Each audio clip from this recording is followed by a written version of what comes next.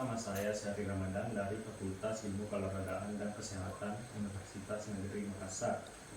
Saya akan mewawancarai Bapak terkait bagaimana perkembangan peserta didik di sekolah tempat Bapak mengajar. Pertama-tama, apakah Bapak boleh memperkenalkan diri Anda? Ya, bisa.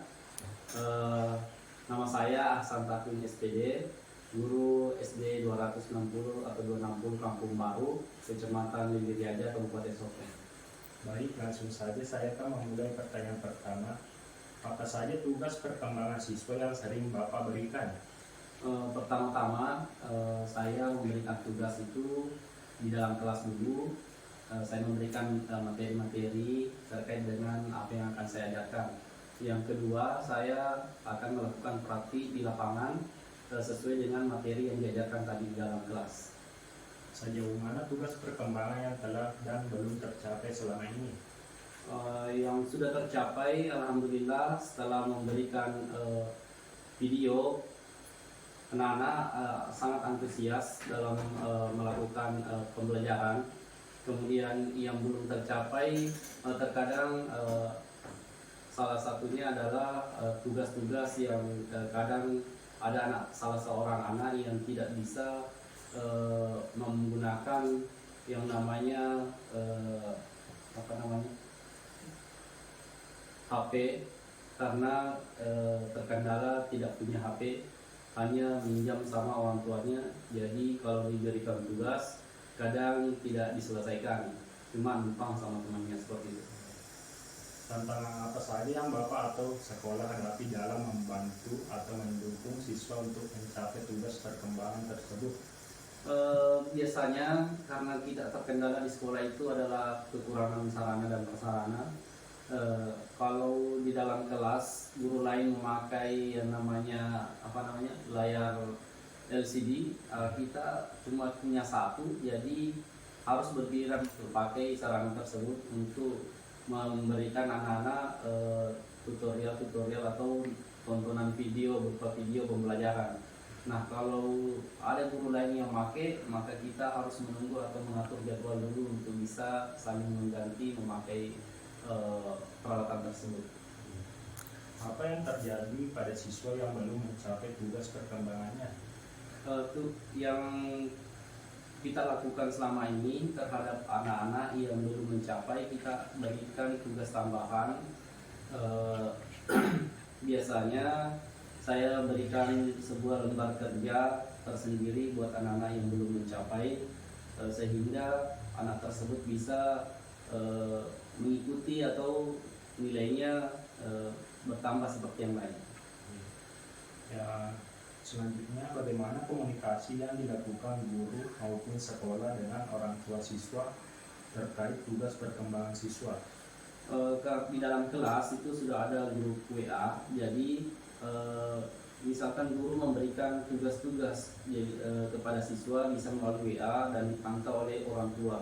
Kalau ada anak-anak yang belum kerja, maka kita akan menghubungi orang tua melalui WA tersebut. Baik.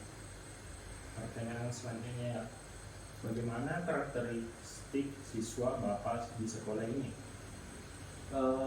Karakteristik anak-anak di sekolah ini beraneka ragam. Ada yang cepat tanggap kalau kita berikan materi, ada juga yang lambat, ada juga yang sedang-sedang. Bagaimana cara Bapak maupun sekolah dalam mengatasi berbagai karakter siswa baik di dalam maupun di luar pembelajaran?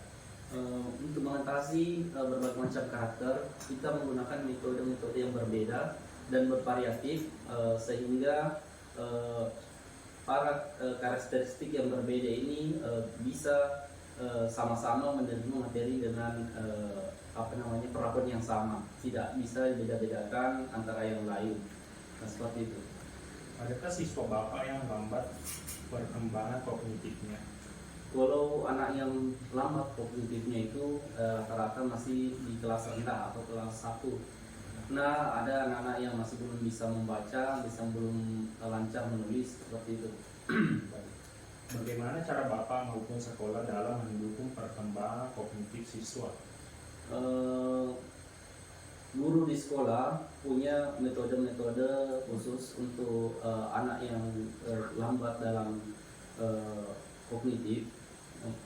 Misalnya mereka memperlakukan secara khusus anak tersebut. Jadi anak tersebut dipisahkan dari temannya yang lain, kemudian memberikan bimbingan khusus seperti itu. Apa yang dilakukan Bapak maupun sekolah kepada siswa yang memiliki perkembangan kognitif yang lambat? Yang pertama, kita akan komunikasi dengan orang tua di sekolah, kemudian memberikan semacam tugas-tugas di sekolah, kemudian dilanjutkan ke orang tua, sehingga orang tua di sekolah orang tua di rumah bisa membantu guru ketika jam pelajaran sudah selesai. Jadi murid tersebut ada jam tambahan di rumahnya, seperti itu. Baik. Saya akan beralih kepada perkembangan bahasa. Bahasa apa yang digunakan siswa selama ini dalam pembelajaran? Tergantung dari pembelajaran, karena kita juga di sini ada pembelajaran bahasa daerah. Kalau pembelajaran bahasa daerah mereka menggunakan bahasa lokal.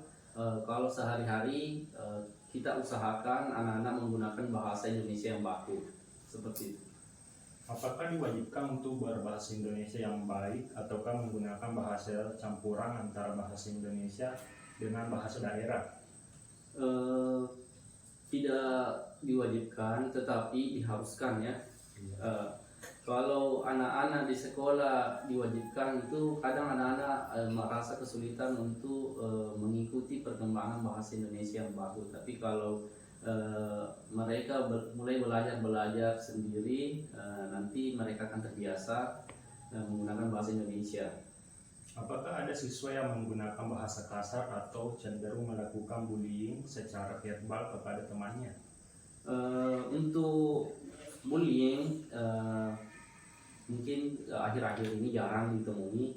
Kalaupun ada yang melakukan hal tersebut, maka guru kelas akan mengambil alih untuk melakukan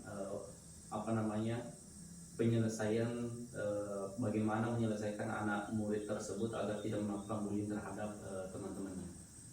Bagaimana cara Bapak atau sekolah dalam menghadapi hal seperti itu kalau ada bullying terjadi di sekolah? Yang pertama, guru akan menayangkan video-video tentang bullying atau anti bullying, di mana mereka harus tahu apa sih negatifnya kalau kita melakukan bullying, seperti itu, apa akibatnya kalau kita melakukan. Jadi ada semacam sosialisasi kepada siswa kita tentang bullying, sehingga mereka menyadari dan tidak akan melakukan bullying. Adakah siswa Bapak yang terhambat dalam perkembangan bahasanya? Jika ada, bagaimana cara guru atau sekolah dalam mengatasi hal tersebut? Sejauh ini tidak ada tentang perkembangan bahasa, tidak ada. Baik, program atau kebiasaan apakah yang dilakukan dalam pembelajaran maupun program sekolah yang meningkatkan perkembangan moral atau spiritual siswa? Terkait dengan program di sekolah kami itu melakukan pembiasaan positif mulai dari hari Selasa sampai hari Sabtu. Jadi Selasa itu melakukan senam, kemudian hari Rabu melakukan literasi atau membaca, Kamis melakukan salat duha, ya hari Jumat bersih, kemudian hari Sabtu melakukan anti mager, atau mereka biasa gerak jalan keliling lingkungan sekolah, kemudian masuk lagi. Bagaimana perkembangan moral dan spiritual siswa? Sejauh ini perkembangan moral siswa lumayan baik. Mereka sopan terhadap guru, kemudian kepada teman-temannya juga tidak pernah melakukan kata-kata kasar atau bullying seperti itu. Bagaimana kondisi lingkungan maupun keluarga yang mendukung pada perkembangan moral dan spiritual siswa? Saya rasa semua keluarga di sekolah itu mendukung perkembangan tentang moral. Mereka akan mengajarkan kepada anak-anak mereka bagaimana tata krama yang baik, sehingga mereka punya moral yang baik pula di sekolah. Baik. Bagaimana cara Bapak atau sekolah dalam mengembangkan kecerdasan menjenguk siswa baik dalam pembelajaran kulikuler ataupun ekstrakurikuler, Eh, mengembangkan kecerdasan siswa. untuk mengembangkan kecerdasan siswa melalui intra maupun ekstrakurikuler, sekolah punya program ekstrakurikuler melalui kegiatan pramuka, kemudian kegiatan intrakurikuler atau kokurikuler, ada program namanya anti mager, di mana setelah melakukan gerak jalan pagi mereka akan dididik lagi literasinya seperti itu. Menurut Bapak, bagaimana perkembangan emosi siswa yang meliputi kesadaran diri, pengaturan diri, motivasi, empati, dan keterampilan sosial siswa? Perkembangan emosi dari anak-anak ini, karena sekarang itu guru-gurunya sudah menggunakan pembelajaran yang namanya KSE, menggunakan sosial emosional juga, jadi mereka akhir-akhir ini sudah berkembang tentang pembelajaran emosinya.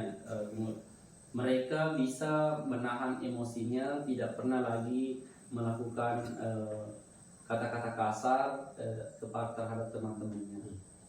Apa yang Bapak maupun sekolah lakukan dalam pendukungan kecerdasan emosi siswanya? Sekolah melakukan sosialisasi terutama kepada wali-wali kelasnya. Mereka memperlihatkan video-video tentang bagaimana mengendalikan sosial emosional sehingga anak-anak juga terbiasa. Bagaimana cara Bapak lakukan dalam proses pembelajaran yang mendukung proses perkembangan psikososial siswa?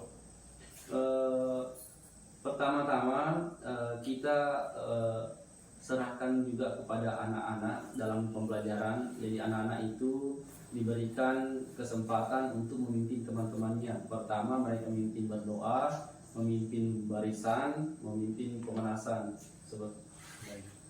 Tolong Bapak ceritakan sedikit mengenai kasus-kasus tentang perilaku bermasalah pada siswa dan bagaimana cara penyelesaiannya.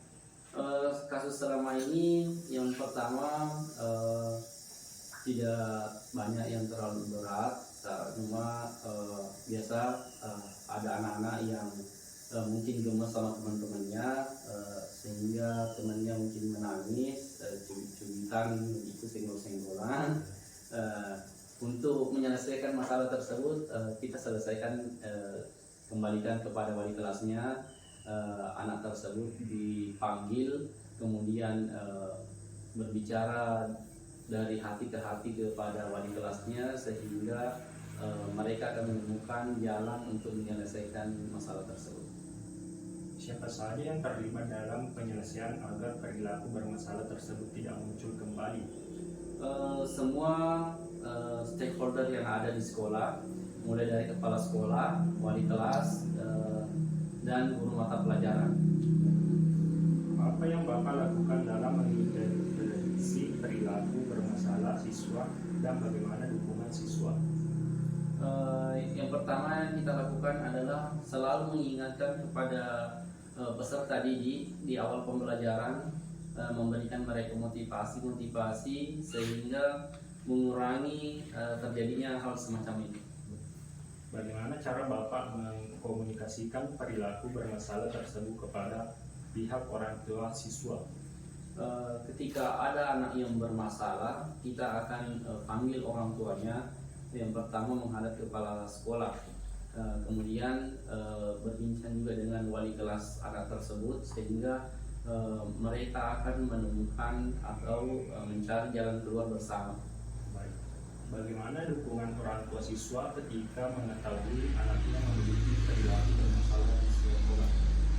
Biasanya mereka menyerahkan semuanya ke sekolah. Orang tua siswa itu sangat mendukung bagaimana penyelesaian yang dilakukan oleh guru dan kepala sekolah terhadap anaknya yang bermasalah. Terima kasih Pak atas kehadirannya dan kesempatan kali ini. Ya, sama-sama. Mudah-mudahan apa yang kita perbincangkan hari ini bisa bermanfaat buat adik juga ya ke depannya. Oke. Assalamualaikum warahmatullahi wabarakatuh. Waalaikumsalam warahmatullahi wabarakatuh. Assalamualaikum warahmatullahi wabarakatuh. Waalaikumsalam warahmatullahi wabarakatuh. Perkenalkan deh, nama saya Syahid Ramadan dari Fakultas Ilmu Keolahragaan dan Kesehatan Universitas Negeri Makassar. Jadi saya hadir di sini untuk mengetahui perkembangan peserta didik di sekolah Ade. Pertama-tama mungkin Ade dapat memperkenalkan diri Anda. Nama saya Akbar Ramadan, kelas 6 dari SDN 260 Kampung Baru. Baik. Pertanyaan pertama, bagaimana perasaan Ade belajar di sekolah ini?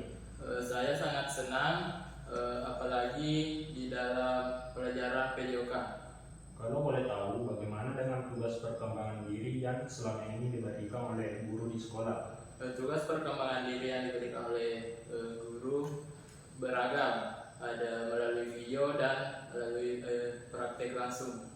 Apakah Ade dapat menyelesaikannya tanpa kendala? Ya Kak, Bagaimana menurut Ade karakter Ade selama ini berada di sekolah? saya sangat bersemangat dan karakter saya sangat baik dan mengikuti peraturan sekolah dengan baik. Bagaimana bahasa yang Ade gunakan pada saat proses pembelajaran di kelas? Pada pelajaran sehari-hari kami menggunakan bahasa Indonesia, dan pada pelajaran bahasa daerah kita menggunakan bahasa daerah. Program sekolah apa yang Ade paling sukai selama ini? Program literasi dan anti mager. Apakah selama ini Ade pernah melakukan perilaku yang bertentangan dengan aturan sekolah? Tidak Kak. Yang terakhir ya Ade, bagaimana dengan sikap teman-teman Ade selama ini? Sikap teman-teman saya menurut saya baik dan sudah mengikuti peraturan sekolah dengan baik. Ya. Terima kasih Dek untuk waktunya. Assalamualaikum warahmatullahi wabarakatuh. Waalaikumsalam warahmatullahi wabarakatuh.